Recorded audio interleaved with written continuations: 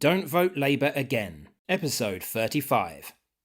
Ukraine is one of the few issues which Labour and the Tories agree on. Another is smoking. Labour supported the Sunak government's extreme policy to phase out the pastime entirely, and will continue with it now they're in power. The concept is to ban people from buying tobacco products if they were born after a certain date, provisionally 2009, the ban planned for 2027. You would have a situation where some people could continue to purchase these items until the day they die, whereas others could never do so. Can you imagine doing the same with alcohol? A new 18-year-old would see his 19-year-old friend buying a drink, yet never be able to buy a drink himself.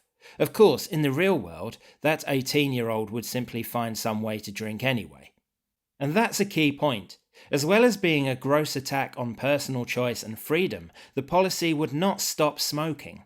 The proposed law doesn't cover the act of smoking itself, although new legislation could follow to do this. It would also be very difficult to enforce. It would put a lot of onus on shop assistants, who already have to verify age for various other products, and are at the front line of any flashpoint.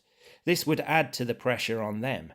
Assuming retail can cope with the new regime, do we really think police officers are going to have the time to bother intervening if they see an unauthorised person buying cigarettes?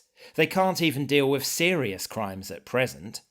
I believe smoking is a bad habit, and one which should be discouraged by making arguments against it, but it is a personal choice. After all, I choose to eat fatty and sugary foods, much fewer now, drink booze and consume too much caffeine. I don't want the state telling me I can't do these things. They can advise me not to, through education and incentives, but everything else is overstepping the mark. The libertarian in me thinks the government should just keep the lights on, protect property rights and defend the realm. Of course, it's more complicated than that, but the notion is still a useful benchmark. The main argument of the prohibitionists is that problems caused by smoking are costing the country a lot of money, so it is the state's business to intervene. They claim it kills 80,000 people a year and costs £17 billion annually, 2022. These estimates take into account every possible metric, however tenuous. The cost analysis includes damage to the economy from workers being off sick or dying early, £13.2 billion. Only £2.4 billion of the 17 is cost to the NHS. This amounts to 1.4% of the £177 billion forecast to be spent on the NHS, 2024 to 25. £1.2 billion is for state-provided social care. However, taxation of tobacco products brings in a large amount of revenue, estimated at £8.8 billion.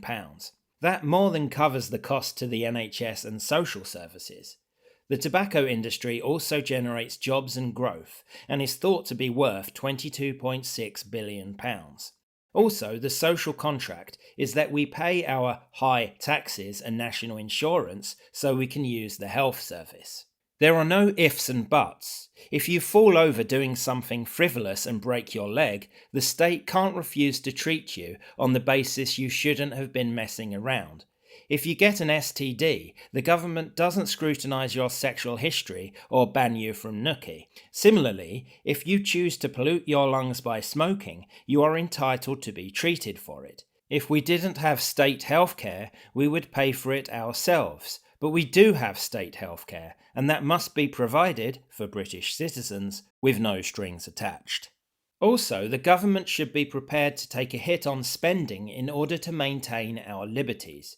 We could ban lots of things to make our society safer and cheaper, but it would come at an intolerable cost to our freedoms and privacy. Smoking costs the government a chunk of our money? Too bad. Again, the government spend a great deal on things which are inessential, and they will continue to do so whatever happens. Why should they not write off cash so that our individual rights and established traditions are preserved? These are from my article series Don't Vote Labour Again, published on my Substack, link in description. I usually split each subject into smaller episodes. In the description, you will find links to the other episodes. You can also check out my playlist to find every single one. Please support me in my work by subscribing to this channel, subscribing free to my Substack, and by liking and sharing. Thank you very much, and I'll see you again soon as we plumb the depths of this dreadful government.